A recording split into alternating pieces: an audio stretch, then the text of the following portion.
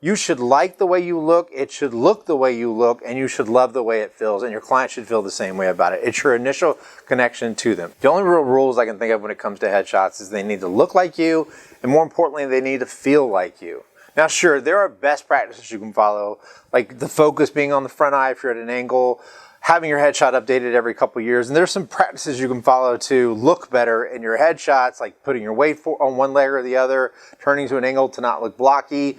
But even those rules are really going to depend on what image, what vibe you're trying to give across, and where you're going to use those headshots. A lot of people go out of their way to look younger, skinnier, taller, whatever in a headshot. Clients or audience, if they're ever going to meet you in real life, will spend a certain amount of time reconciling the difference between who they saw online and now who they're talking about in person. People will tell you wearing a suit, white background, 3-light setup is maybe the best setup you can do for a headshot, but if you never wear a suit in real life, if you're never going to wear a suit when you talk to your clients, if your clients or customers don't typically want to deal with people that wear suits, don't wear a suit in your headshots.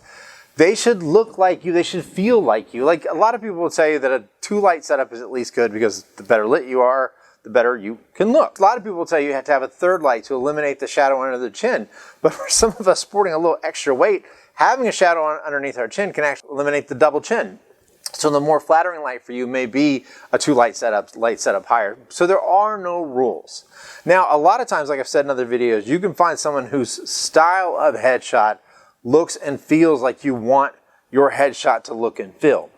But that's a matter of convenience versus someone like us or a lot of people that do headshots. You can show us an image that you like and we can recreate that for you. And what we do especially is work with you to find out, is that the image that you want to put out? Is that the look that you want to use?